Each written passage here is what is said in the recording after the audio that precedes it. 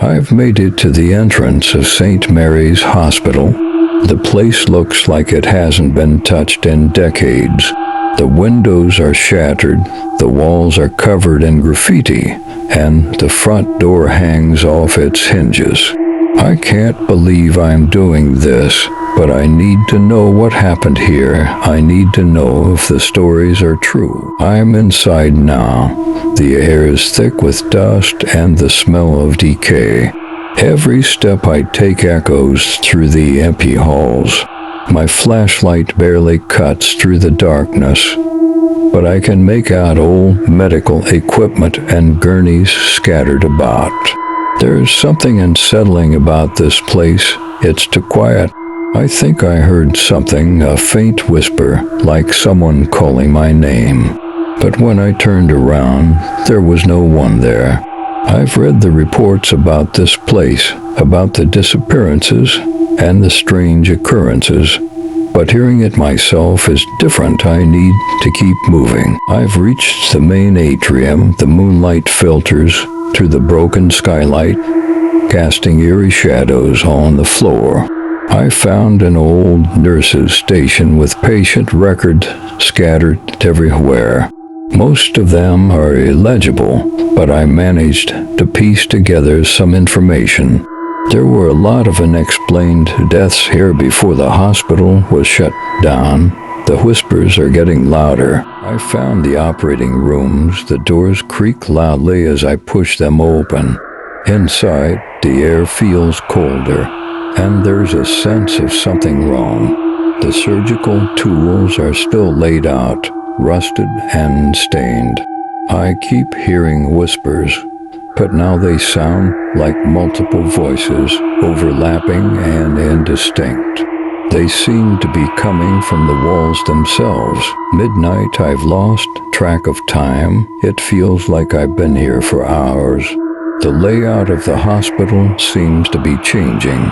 Hallways that should lead back to the entrance now and then dead ends or loop back on themselves.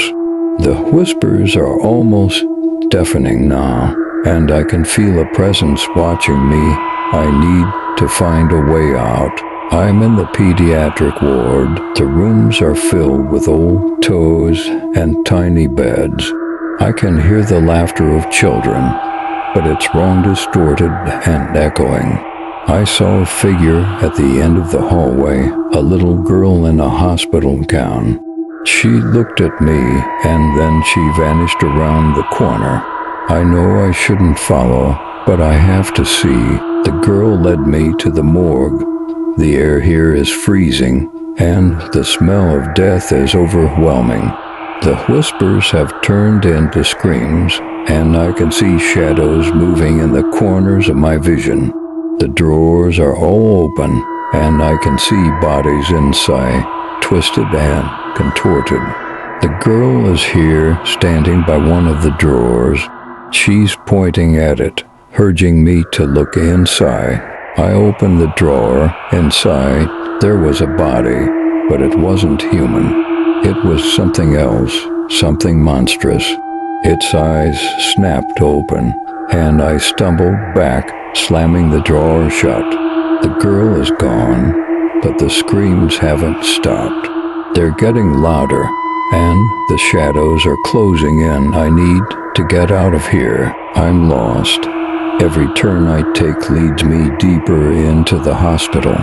The walls are closing in, and the whispers are now voices, clear and demanding. They're telling me to join them, to become one with the hospital. I can feel something crawling under my skin, and I'm starting to see faces in the walls. They're watching me, judging me. I found a chapel. It's the only place that feels remotely safe. The whispers are softer here, but I can still hear them. There's an old Bible on the altar, and I flipped through the pages, hoping for some kind of answer. Instead, I found names of the patients and staff who disappeared. My name is in there too. I don't know how, but it is. I have to keep moving. Staying here isn't an option. I made it back to the main entrance. but the door won't budge. It's like the hospital won't let me leave. The voices are telling me to stay, to give in. I can see figures moving in the darkness, their eyes glowing with an unnatural light. They're coming for me, and I can't fight them off. I'm so tired. This might be my last entry. If anyone finds this, please stay away from this place. The hospital is alive, feeding on fear and despair. The shadows are its servants, and the voices are its lure. It's a trap, and once you're inside, it won't let you go. I'm losing myself, becoming part of it. I can feel the darkness taking over. Please, don't let anyone else suffer this fate.